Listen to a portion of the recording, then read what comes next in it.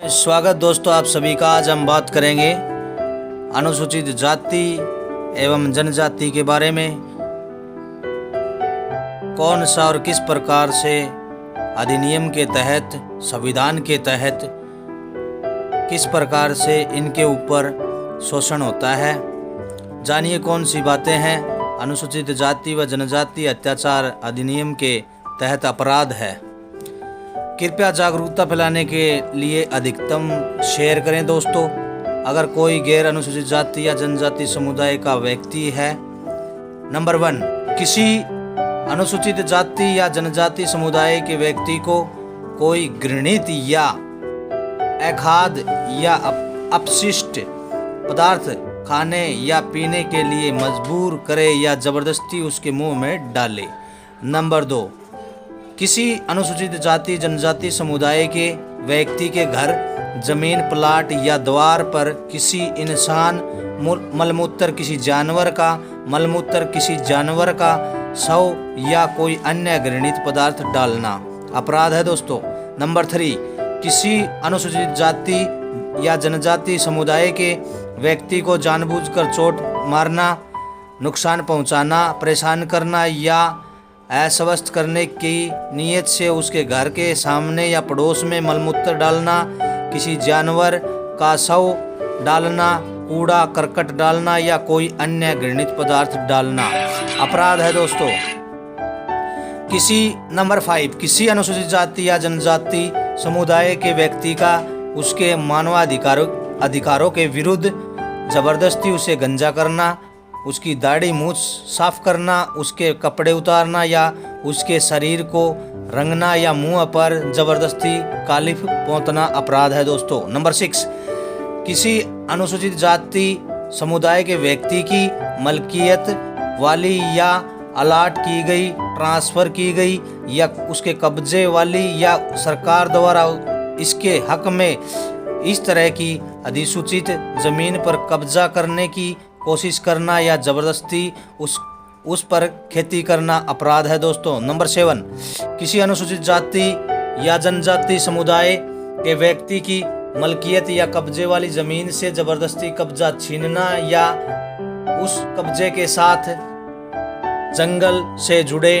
हुए अधिकार तथा सिंचाई व पानी से जुड़े हुए अधिकारों से उसे वंचित करना व उसकी जमीन पर उगी फसल को नष्ट करना या लूटना अपराध है दोस्तों। नंबर 8, किसी अनुसूचित जाति व जनजाति समुदाय के व्यक्ति से जबरदस्ती बेगार या बंद व मजदूरी कराना अपराध है दोस्तों। नंबर 9, किसी अनुसूचित जाति व जनजाति समुदाय के व्यक्ति से जबरदस्ती किसी मानव या जानवर का शव उठवाना या उस उद्देश्य के लिए कोई कब्र खोदने के लिए मजबूर करना अपराध है दोस्तों। नंबर 10, अनुसूचित जाति या जनजाति समुदाय के व्यक्ति को मानव मल ढोने के लिए मजबूर करना या उसे इस तरह के किसी व्यवसाय या नौकरी करने के लिए मजबूर या प्रेरित करना अपराध है दोस्तों। नंबर 11, किसी अनुसूचित जाति या जनजाति समुदाय की महिला या पुरुष को धार्मिक संस्थान, मंदिर या स्थान में किसी देवता, राक्षस, प्रतिमा या पूजा का पात्र बनने के लिए मजबूर करना व इस काम के लिए बढ़ावा देना या देवदासी जैसी प्रथा के लिए मजबूर करना या इस तरह की प्रथा को बढ़ावा देना अपराध है दोस्तों। नंबर 12, चुनाव के समय कानून के विरुद्ध किसी अनुसूचित जाति या जनजाति समुदाय के व्यक्ति को किसी विषय उम्मीदवार को वोट देने या न देने के लिए मजबूर करना तथा अनुसूचित जाति या जनजाति समुदाय के व्यक्ति को बतौर उम्मीदवार चुनाव लड़ने से रोकना या उसको अपनी उम्मीदवारी वापस लेने के लिए मजबूर करना या किसी उम्मीदवार का प्रस्तावक बनने से रोकना अपराध है दोस्तों। नंबर 13, अनुसूचित जाति व जनजाति समुदाय का व्यक्ति जो संविधान के तहत किसी पंचायत या पंचायत समिति या अन्य किसी पंचायत निकाय में किसी पद पर है, उसे उसकी कानूनी व संवैधानिक ड्यूटी करने से रोकना या संविधान विरुद्ध कार्य करने के लिए मजबूर करना, धमकी देना, ये सब अपराध हैं दोस्तों। नंबर 14, चुनाव के बाद किसी अनुसूचित जाति या जनजाति समुदाय के व्यक्ति को चोट मारना, उस पर हमला करना या उसे गंभीर चोटें मारना या उसके समुदाय का जानबूझकर सामाजिक बहिष्कार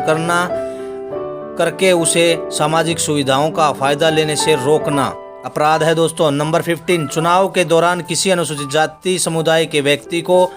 किसी विशेष उम्मीदवार के पक्ष में वोट डालने या ना डालने के लिए इस कानून के तहत अपराध है दोस्तों। नंबर 16, किसी अनुसूचित जाति व जनजाति समुदाय के व्यक्ति के खिलाफ झूठी, दुर्भावनापूर्ण तथा कष्टकर कानूनी व आपराधिक कार्रवाई करना अपराध है दोस्तों। नंबर 17, अनुसूचित जाति व जनजाति व्यक्ति के विरुद्ध किसी लोक सेवक को झूठी व दुर्भावनापूर्ण शिकायत करना ताकि लोक सेवक अपनी शक्तियों का प्रयोग अनुसूचित जाति व जनजाति समुदाय के व्यक्ति को परेशान करने या उसे कष्ट करने में करे अपराध है दोस्तों। नंबर 18, अनुसूचित जाति या जनजाति समुदाय के व्यक्ति का अपमान करने या उसे नीचा दिखाने के नियत से किसी सार्वजनिक स्थान पर जनता की मौजूदगी में उसका अपमान करना भी अपराध है दोस्तों। नंबर 19, किसी सार्वजनिक स्थान पर किसी अनुसूचित जाति या जनजाति समुदाय के व्यक्ति का अपमान करने की नियत से या उसे नीचा दिखाने के लिए उसे जाति सूचक गालियां बकना अपराध है दोस्तों। नंबर 20, किसी ऐसे वस्तु या प्रतिमा जो दलित समाज के लिए उच्च सम्मान व पवित्रता रखती हो उसे तोड़ना, नष्ट करना या अशुभ करना अपराध है दोस्तों। नंबर 21, अनुसूचित जाति जनजाति समुदाय के प्रति मौखिक, लिखे हुए शब्दों द्वारा या इशारों द्वारा या किसी विरोध पत्र द्वारा दुश्मनी की भावना या नफरत, वैरभाव को बढ़ावा देना या बढ़ाने का प्रयास करना अपराध है दोस्तों। नंबर 22,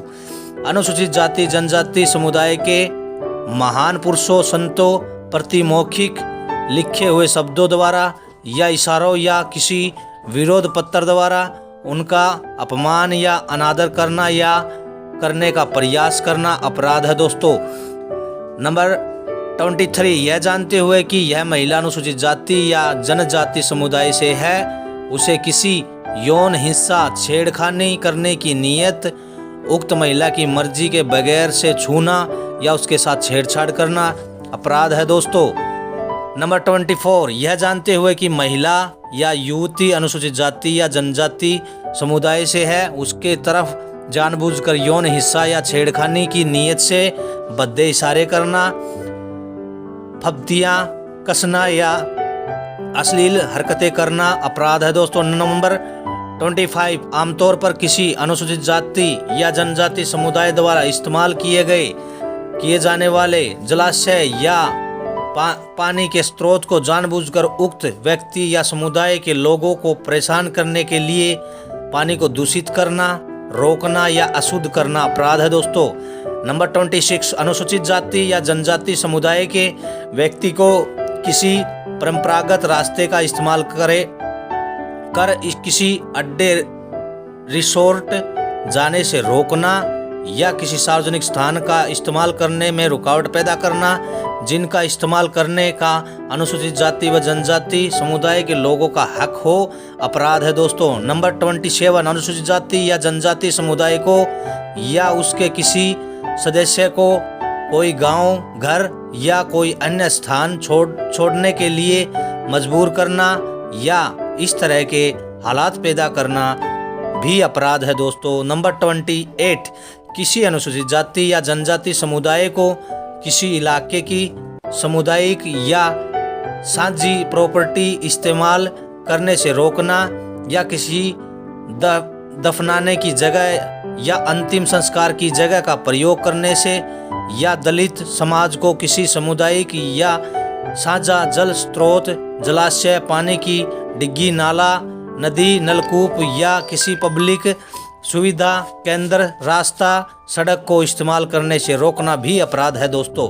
नंबर 29, अनुसूचित जाति या जनजाति के लोगों को साइकिल यात्रा करने से, मोटरसाइकिल पर जुलूस निकालने से या किसी शादी या शुभ अवसर पर या खुद के अवसर पर कोई जुलूस निकालने, शादी या किसी शुभ अवसर पर घोड़ी चढ़ने या किसी वाहन में बैठने से रोकना भी अपराध है दोस्तों। नंबर 30, अनुसूचित जाति या जनजाति समुदाय की किसी व्यक्ति को किसी धार्मिक स्थान में घुसने से रोकने या किसी धार्मिक, सामाजिक या सांस्कृतिक समारोह या जुलूस में हिस्सा लेने या शामिल होने से रोकना भी अपराध है दोस्तों। नंबर 31, अनुसूचित जाति जनजाति समुदाय की लोगों को किसी शिक्षण संस्थान, अस्पताल, डिस्पेंसरी, प्राथमिक चिकित्सा केंद्र, दुकान या पब्लिक एंटरप्राइजेज या किसी और सार्वजनिक स्थान पर घुसने या उसका प्रयोग करने से रोकना या किसी बर्तन या किसी वस्तु जो सामुदायिक इस्तेमाल के लिए किसी सार्वजनिक जगह पर रखी हुई है उसका इस्तेमाल करने से रोकना भी अपराध है दोस्तों। नंबर 32, अनुसूचित जाति समुदाय के लोगों को किसी व्यवसाय धंधा करने, जीविका चलाने, कोई बिजनेस करने या किसी जगह नौकरी करने से रोकना जहां पर अन्य समुदायों के लोग नौकरी करने का अधिकार रखते हैं, यह भी अपराध है दोस्तों। नंबर 33, जादू टोना या डायन प्रथा के नाम पर किसी अनुसूचित जाति या जनजाति समुदाय के व्यक्ति को चोट मारना, परेशान करना या उसे मानसिक पीड़ा पहुंचाना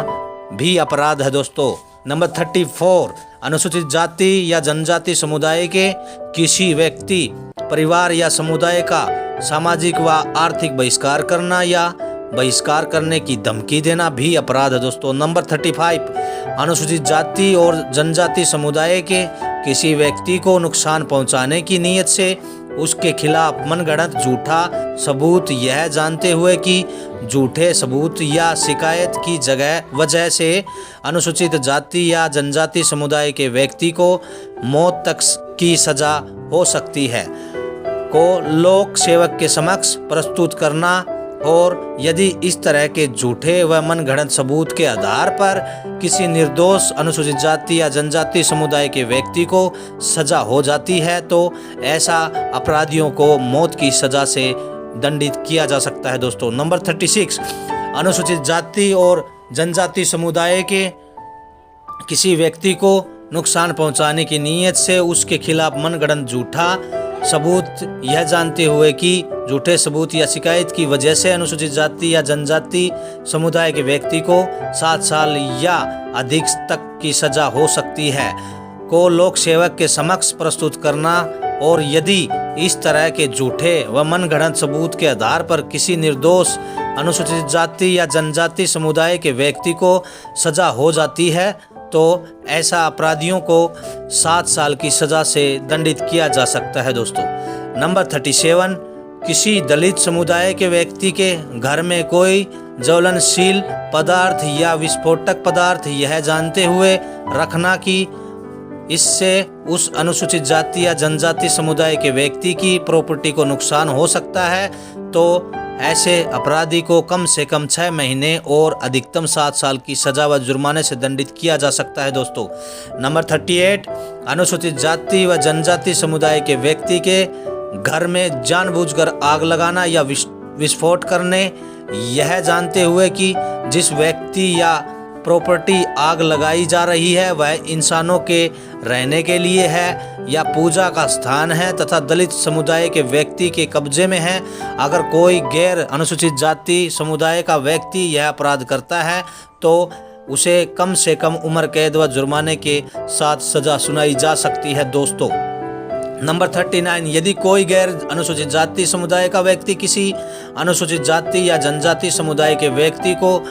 यह जानते हुए कि सामने वाला व्यक्ति अनुसूचित जाति या जनजाति समुदाय से है, यह जानते हुए उसके साथ कोई ऐसा अपराध करता है जिसमें भारतीय दंड संहिता की धाराओं में कम से कम 10 साल की सजा हो सकती है,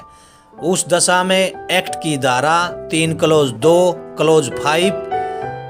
स्वयं आकर्षित हो जाएगी तथा इस धारा के तहत आरोपी को कम से कम उम्र कैद व जुर्माने की सजा सुनाई जा सकती है दोस्तों। नंबर 40, यदि कोई गैर अनुसूचित जाति समुदाय का व्यक्ति अनुसूचित जाति समुदाय के व्यक्ति या प्रॉपर्टी को यह जानते हुए कि वह दलित है, दलित समुदाय से संबंधित है, कोई ऐसा अपराध करता है जो भारतीय दंड संहिता के तहत भी अपराध है, तो उस व्यक्ति को भारतीय दंड संहिता के तहत अधिकतम सजा व जुर्माने से दंडित किया जा सकता है दोस्तों। नंबर 41, यदि अनुसूचित जाति जनजाति समुदाय के व्यक्ति के खिलाफ कोई अपराध होने की जानकारी है या उस पर विश्वास करने का कारण है तथा कोई गैर अनुसूचित जाति समुदाय का व्यक्ति इससे संबंधित कोई सबूत को इस नियत से नष्ट करता है ताकि अपराधी को कानूनी सजा से बचाया जा सके या इस संबंध में कोई झूठी जानकारी लोक सेवक को देता है तो वह इस बारे में दंडित किया जा सकता है दोस्तों। नंबर 42, यदि कोई आरोपी अनुसूचित जाति जनजाति अत्याचार अधिनियम के तहत